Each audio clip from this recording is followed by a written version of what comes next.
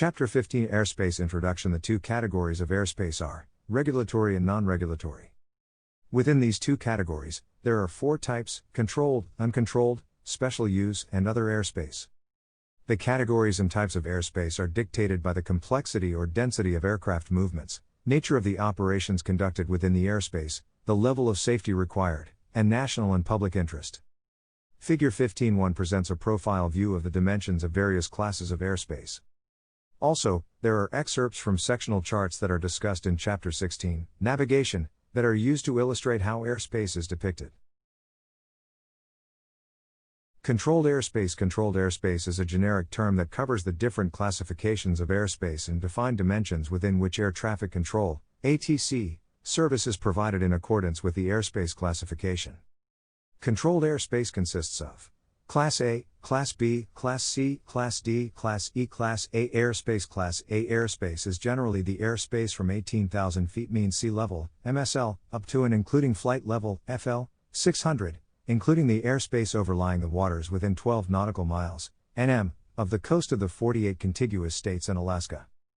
Unless otherwise authorized, all operation in Class A airspace is conducted under Instrument Flight Rules, IFR. Class B airspace. Class B airspace is generally airspace from the surface to 10,000 feet MSL surrounding the nation's busiest airports in terms of airport operations or passenger enplanements. The configuration of each Class B airspace area is individually tailored, consists of a surface area and two or more layers. Some Class B airspace areas resemble upside-down wedding cakes, and is designed to contain all published instrument procedures once an aircraft enters the airspace. ATC clearance is required for all aircraft to operate in the area, and all aircraft that are so cleared receive separation services within the airspace. Class C airspace. Class C airspace is generally airspace from the surface to 4,000 feet above the airport elevation, charted in MSL, surrounding those airports that have an operational control tower, are serviced by a radar approach control, and have a certain number of IFR operations or passenger enplanements. Although the configuration of each Class C area is individually tailored, the airspace usually consists of a surface area with a 5 nm radius, an outer circle with a 10 nm radius that extends from 1,200 feet to 4,000 feet above the airport elevation. Each aircraft must establish two-way radio communications with the ATC facility providing air traffic services prior to entering the airspace, and thereafter must maintain those communications while within the airspace. Class D airspace. Class D airspace is generally airspace from the surface to 2,500 feet above the airport elevation, charted in MSL, surrounding those airports that have an operational control tower. The configuration of each Class D airspace area is individually tailored and, when instrument procedures are published, the airspace is normally designed to contain the procedures. Arrival extensions for instrument approach procedures, IAPS, may be Class D or Class E airspace. Unless otherwise authorized, each aircraft must establish two-way radio communications with the ATC facility providing air traffic services prior to entering the airspace and thereafter maintain those communications while in the airspace. Class E airspace. Class E airspace is the controlled airspace not classified as Class A, B, C, or D airspace. A large amount of the airspace over the United States is designated as Class E airspace. This provides sufficient airspace for the safe control and separation of aircraft during IFR operations. Chapter 3 of the Aeronautical Information Manual, AIM, explains the various types of Class E airspace. Sectional and other charts depict all locations of Class E airspace with bases below 14,500 feet MSL. In areas where charts do not depict a Class E base, Class E begins at 14,500 feet MSL. In most areas, the Class E airspace base is 1,200 feet AGL. In many other areas, the Class E airspace base is either the surface or 700 feet AGL. Some Class E airspace begins at an MSL altitude depicted on the charts, instead of an AGL altitude. Class E airspace typically extends up to, but not including, 18,000 feet MSL, the lower limit of Class A airspace. All airspace above FL 600 is Class E airspace. Uncontrolled airspace. Class G airspace. Uncontrolled airspace or Class G airspace is the portion of the airspace that has not been designated as Class A, B, C, D, or E. It is therefore designated uncontrolled airspace. Class G airspace extends from the surface to the base of the overlying Class E airspace. Although ATC has no authority or responsibility to control air traffic, pilots should remember there are visual flight rules, VFR, minimums that apply to Class G airspace. Special Use Airspace. Special Use Airspace or Special Area of Operation, SAO, is the designation for airspace in which certain activities must be confined, or where limitations may be imposed on aircraft operations that are not part of those activities. Certain special use airspace areas can create limitations on the mixed use of airspace. The special use airspace depicted on instrument charts includes the area name or number, effective altitude, time and weather conditions of operation, the controlling agency, and the chart panel location. On National Aeronautical Charting Group, NACG, on route charts, this information is available on one of the end panels.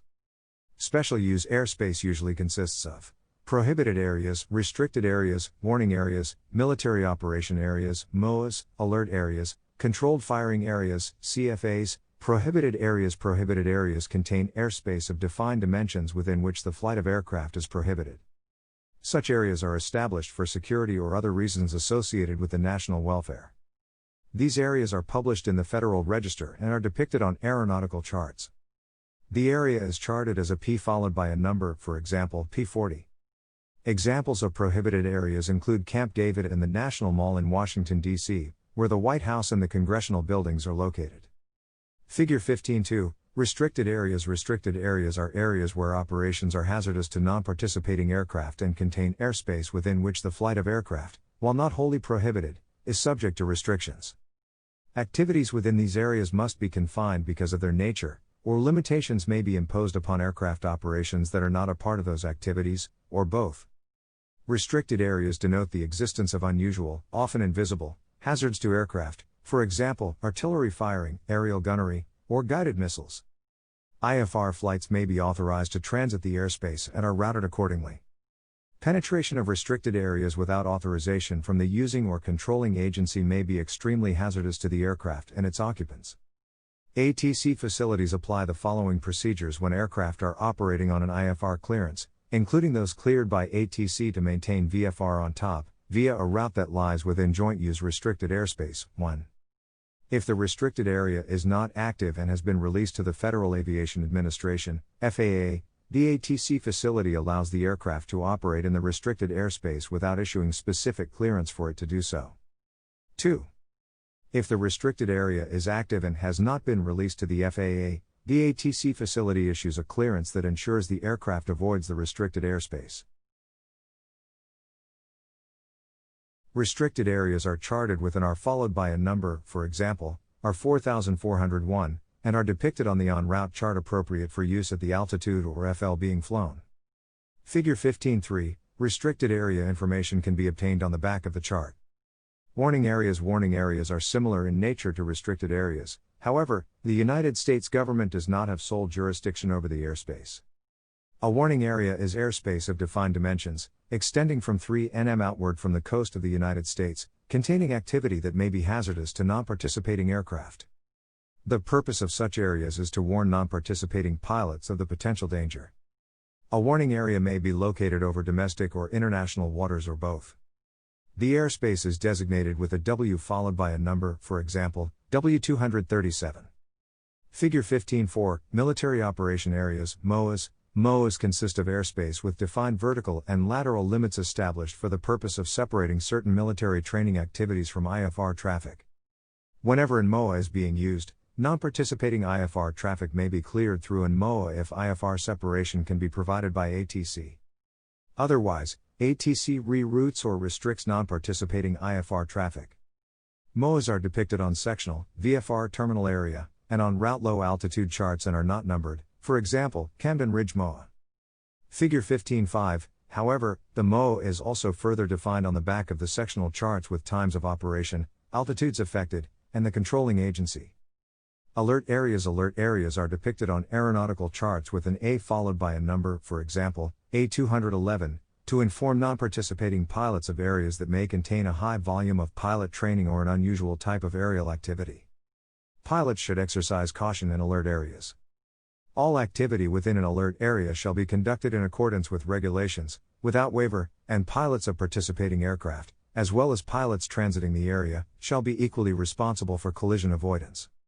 Figure 15.6, Controlled Firing Areas, CFAs. CFAs contain activities that, if not conducted in a controlled environment, could be hazardous to non-participating aircraft. The difference between CFAs and other special use airspace is that activities must be suspended when a spotter aircraft, radar, or ground lookout position indicates an aircraft might be approaching the area. There is no need to chart CFA since they do not cause a non-participating aircraft to change its flight path. Other airspace areas is a general term referring to the majority of the remaining airspace. It includes Local Airport Advisory, LAA, Military Training Route, MTR, Temporary Flight Restriction, TFR, Parachute Jump Aircraft Operations, Published VFR Routes, Terminal Radar Service Area, TRSA, National Security Area, NSA, Air Defense Identification Zones, ADIZ, Land and Water-Based and Need for Defense VFR, DVFR, Flight Plan to Operate VFR in this airspace, Intercept Procedures in use of 121.5 for communication if not on ATC already. Flight Restricted Zones, FRZ, in vicinity of Capitol and White House, SPECI LAWRENES STRAININGRE QUIRE EDBY 14 CFR 91.161 for pilots to operate VFR within 60 nautical miles of the Washington, D.C. VOR/DME, wildlife areas/wilderness areas/national parks and request to operate above 2000 AGL, National Oceanic and Atmospheric Administration, NOAA, marine areas off the coast with requirement to operate above 2000 AGL, tethered balloons for observation and weather recordings that extend on cables up to 60,000 Local Airport Advisory, LAA, an advisory service provided by Flight Service Station, FSS, facilities, which are located on the landing airport, using a discrete ground-to-air frequency or the tower frequency when the tower is closed. Law services include local airport advisories, automated weather reporting with voice broadcasting, and a continuous automated surface observing system, ASOS/automated weather observing station, AWOS, data display, other continuous direct reading instruments, or manual observations available to the specialist. Military Training Routes, MTRs. MTRs are routes used by military aircraft to maintain proficiency in tactical flying. These routes are usually established below 10,000 feet MSL for operations at speeds in excess of 250 knots. Some route segments may be defined at higher altitudes for purposes of route continuity. Routes are identified as IFR, IR, and VFR, VR, followed by a number. Figure 15-7, MTRs with no segment above 1,500 feet AGL are identified by 4 number characters, for example, IR 1206, VR 1207. MTRs that include one or more segments above 1,500 feet AGL are identified by 3 number characters, for example, IR 206, VR 207. IFR low altitude on route charts depict all IR routes and all VR routes that accommodate operations above 1,500 feet AGL. IR routes are conducted in accordance with IFR regardless of weather conditions. VFR sectional charts depict military training activities, such as IR, VR, MOA, restricted area, warning area, and alert area information. Temporary Flight Restrictions, TFR, a flight data center, FDC, Notice to Airmen NOTAM, is issued to designate a TFR. The NOTAM begins with the phrase flight restrictions followed by the location of the temporary restriction, effective time period, area defined in statute miles, and altitudes affected. The NOTAM also contains the FAA coordination facility and telephone number, the reason for the restriction, and any other information deemed appropriate. The pilot should check the NOTAMs as part of flight planning. Some of the purposes for establishing a TFR are: protect persons and property in the air or on the surface from an existing or imminent hazard. Provide a safe environment for the operation of disaster relief aircraft. Prevent an unsafe congestion of sightseeing aircraft above an incident or event that may generate a high degree of public interest. Protect declared national disasters for humanitarian reasons in the state of Hawaii. Protect the President, Vice President, or other public figures. Provide a safe environment for space agency operations. Since the events of September 11, 2001, the use of TFRs has become much more common. There have been a number of incidents of aircraft incursions into TFRs that have resulted in pilots undergoing security investigations and certificate suspensions. It is a pilot's responsibility to be aware of TFRs in their proposed area of flight. One way to check is to visit the FAA website, www.tfr.fa.gov, and verify that there is not a TFR in the area. Parachute jump aircraft operations. Parachute jump aircraft operations are published in the Chart Supplement US, formerly Airport/Facility Directory. Sites that are used frequently are depicted on sectional charts. Published VFR routes. Published VFR routes are for transitioning around, under, or through some complex airspace. Terms such as VFR flyway, VFR corridor, Class B airspace VFR transition route, and terminal area VFR route have been applied to such routes. These routes are generally found on VFR terminal area planning charts. Terminal radar service areas, TRSAs. TRSAs are areas where participating pilots can receive additional radar services. The purpose of the service is to provide separation between all IFR operations and participating VFR aircraft.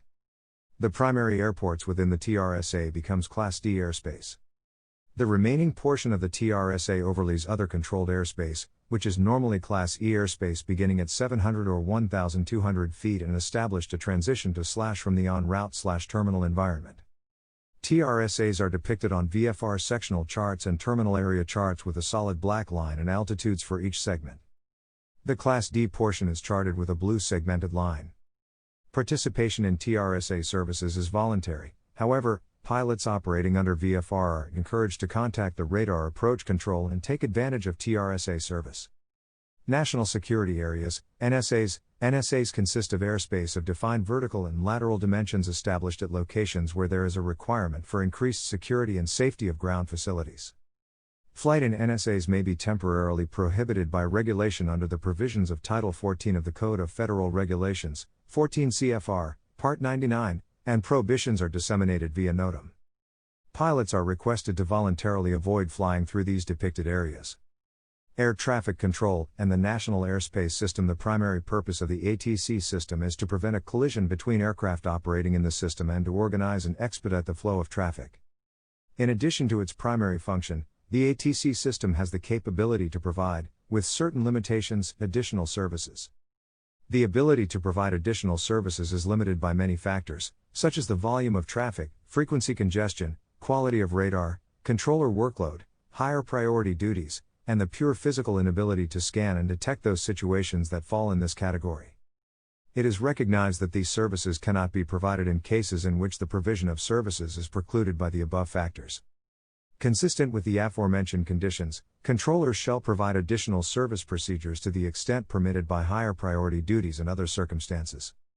The provision of additional services is not optional on the part of the controller, but rather is required when the work situation permits. Provide ATC service in accordance with the procedures and minima in this order except when 1. A deviation is necessary to conform to ICAO documents, national rules of the air, or special agreements where the United States provides ATC service in airspace outside the country and its possessions too.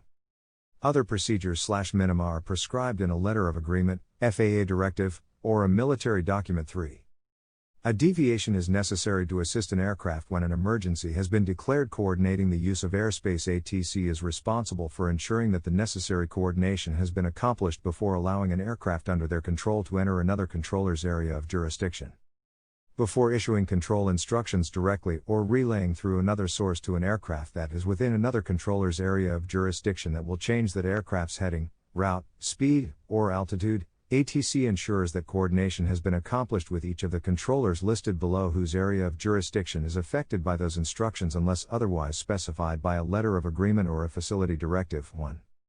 The controller within whose area of jurisdiction the control instructions are issued to. The controller receiving the transfer of control. 3. Any intervening controllers through whose area of jurisdiction the aircraft will pass if ATC issues control instructions to an aircraft through a source other than another controller, for example, Aeronautical Radio, Incorporated, ARINC, FSS, another pilot, they ensure that the necessary coordination has been accomplished with any controllers listed above, whose area of jurisdiction is affected by those instructions unless otherwise specified by a letter of agreement or a facility directive. Operating in the various types of airspace, it is important that pilots be familiar with the operational requirements for each of the various types or classes of airspace. Subsequent sections cover each class in sufficient detail to facilitate understanding regarding weather, type of pilot certificate held, and equipment required. Basic VFR weather minimums. No pilot may operate an aircraft under basic VFR when the flight visibility is less, or at a distance from clouds that is less, than that prescribed for the corresponding altitude and class of airspace. Figure 15.8, except as provided in 14 CFR Part 91, Section 91.157, Special VFR weather minimums. No person may operate an aircraft beneath the ceiling under VFR within the lateral boundaries of controlled airspace designated to the surface for an airport when the ceiling is less than 1,000 feet.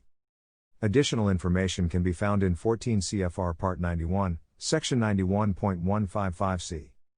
Operating rules and pilot/equipment requirements. The safety of flight is a top priority of all pilots, and the responsibilities associated with operating an aircraft should always be taken seriously. The air traffic system maintains a high degree of safety and efficiency with strict regulatory oversight of the FAA. Pilots fly in accordance with regulations that have served the United States well, as evidenced by the fact that the country has the safest aviation system in the world. All aircraft operating in today's National Airspace System, NAS, has complied with the CFR governing its certification and maintenance. All pilots operating today have completed rigorous pilot certification training and testing. Of equal importance is the proper execution of pre-flight planning, aeronautical decision-making, ADM, and risk management. ADM involves a systematic approach to risk assessment and stress management in aviation, illustrates how personal attitudes can influence decision-making, and how those attitudes can be modified to enhance safety in the flight deck. More detailed information regarding ADM and risk mitigation can be found in Chapter 2, Aeronautical Decision-Making.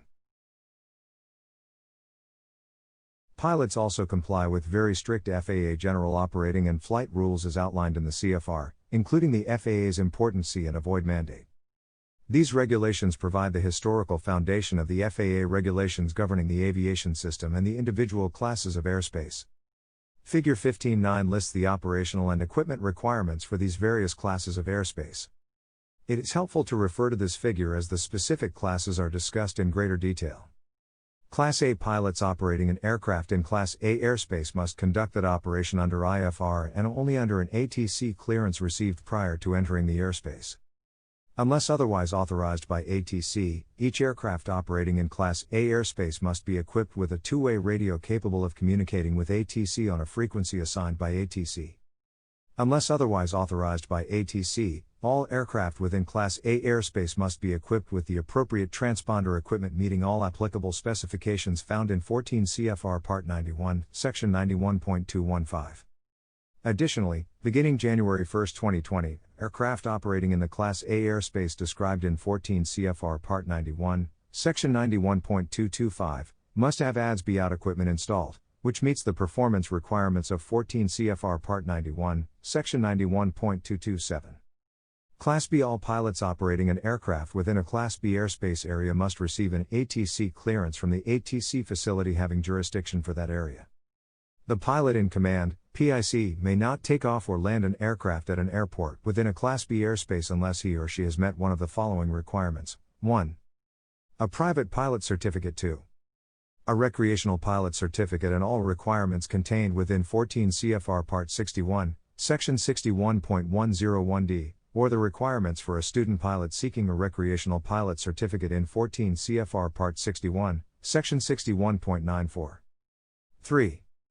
A sport pilot certificate and all requirements contained within 14 CFR Part 61, Section 61.325, or the requirements for a student pilot seeking a recreational pilot certificate in 14 CFR Part 61, Section 61.94, or the aircraft is operated by a student pilot who has met the requirements of 14 CFR Part 61, Section 61.94 and 61.95, as applicable.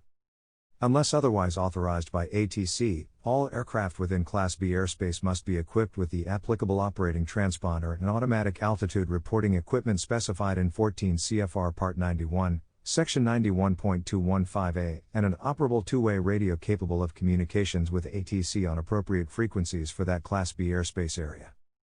Additionally, beginning January 1, 2020, aircraft operating in the Class B airspace described in 14 CFR Part 91, Section 91.225, must have ADS-B-out equipment installed, which meets the performance requirements of 14 CFR Part 91, Section 91.227. Class C. For the purpose of this section, the primary airport is the airport for which the Class C airspace area is designated. A satellite airport is any other airport within the Class C airspace area. No pilot may take off or land an aircraft at a satellite airport within a Class C airspace area except in compliance with FAA arrival and departure traffic patterns. Two-way radio communications must be established and maintained with the ATC facility providing air traffic services. Prior to entering the airspace and thereafter maintained while within the airspace. A pilot departing from the primary airport or satellite airport with an operating control tower must establish and maintain two-way radio communications with the control tower, and thereafter as instructed by ATC while operating in the Class C airspace area. If departing from a satellite airport without an operating control tower, the pilot must establish and maintain two-way radio communications with the ATC facility having jurisdiction over the Class C airspace area as soon as practicable after departing. Unless otherwise authorized by the ATC having jurisdiction over the Class C airspace area, all aircraft within Class C airspace must be equipped with the appropriate transponder equipment meeting all applicable specifications found in 14 CFR Part 91, Section 91.215.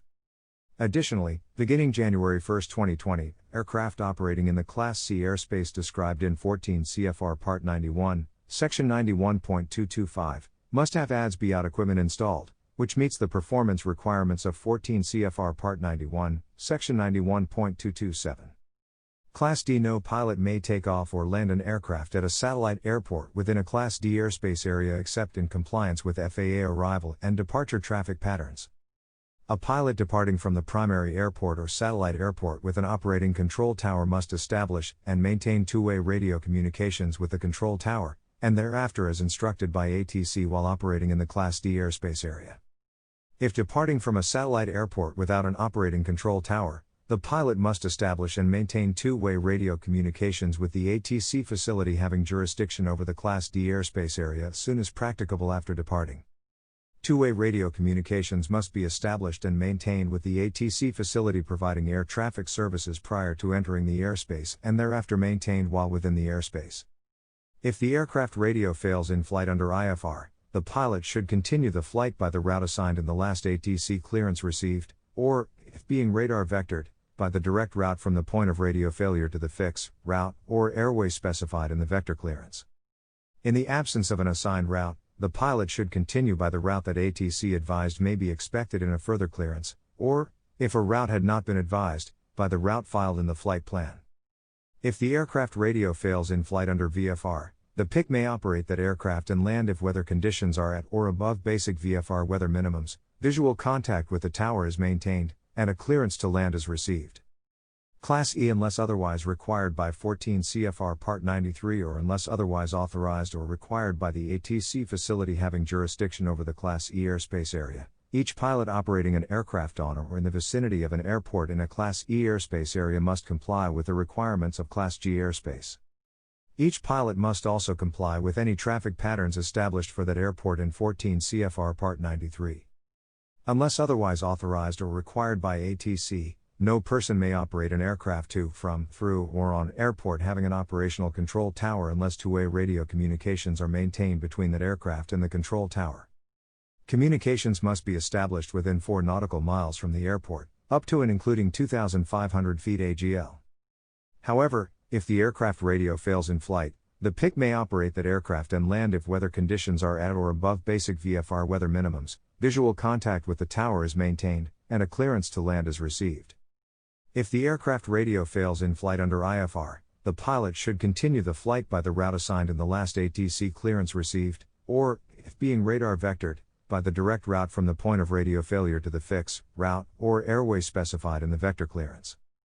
In the absence of an assigned route, the pilot should continue by the route that ATC advised may be expected in a further clearance, or, if a route had not been advised, by the route filed in the flight plan. Additionally, beginning January 1, 2020, aircraft operating in the Class E airspace described in 14 CFR Part 91, Section 91.225, must have ADS-B-out equipment installed, which meets the performance requirements of 14 CFR Part 91, Section 91.227. Class G when approaching to land at an airport without an operating control tower in Class G airspace, 1. Each pilot of an airplane must make all turns of that airplane to the left unless the airport displays approved light signals or visual markings indicating that turns should be made to the right, in which case the pilot must make all turns to the right. 2. Each pilot of a helicopter or a powered parachute must avoid the flow of fixed-wing aircraft. Unless otherwise authorized or required by ATC, no person may operate an aircraft to, from, through, or on airport having an operational control tower unless two-way radio communications are maintained between that aircraft and the control tower. Communications must be established within 4 nautical miles from the airport, up to and including 2,500 feet AGL. However, if the aircraft radio fails in flight, the PIC may operate that aircraft and land if weather conditions are at or above basic VFR weather minimums, visual contact with the tower is maintained, and a clearance to land is received. If the aircraft radio fails in flight under IFR, the pilot should continue the flight by the route assigned in the last ATC clearance received, or, if being radar vectored, by the direct route from the point of radio failure to the fix, route, or airway specified in the vector clearance. In the absence of an assigned route, the pilot should continue by the route that ATC advised may be expected in a further clearance, or, if a route had not been advised, by the route filed in the flight plan. Uncontrolled airspace. It is possible for some airports within Class G airspace to have a control tower, Lake City, Florida, for example. Be sure to check the chart supplement US, formerly Airport/Facility Directory, to be familiar with the airport and associated airspace prior to flight. Ultralight vehicles. No person may operate an ultralight vehicle within Class A, Class B, Class C, or Class D airspace, or within the lateral boundaries of the surface area of Class E airspace designated for an airport unless that person has prior authorization from the ATC facility having jurisdiction over that airspace. See 14 CFR Part 103. Unmanned free balloons. Unless otherwise authorized by ATC, no person may operate an unmanned free balloon below 2,000 feet above the surface within the lateral boundaries of Class B, Class C, Class D, or Class E airspace designated for an airport. See 14 CFR Part 101. Unmanned aircraft systems. Regulations regarding unmanned aircraft systems, UAS, are currently being developed, and are expected to be published by summer 2016 as 14 CFR Part 107. Parachute jumps. No person may make a parachute jump, and no PIC may allow a parachute jump to be made from an aircraft, in or into Class A, Class B, Class C, or Class D airspace without, or in violation of, the terms of an ATC authorization issued by the ATC facility having jurisdiction over the airspace. See 14 CFR Part 105. Chapter Summary. This chapter introduces the various classifications of airspace and provides information on the requirements to operate in such airspace. For further information, consult the AIM and 14 CFR Part 71, 73, and 91.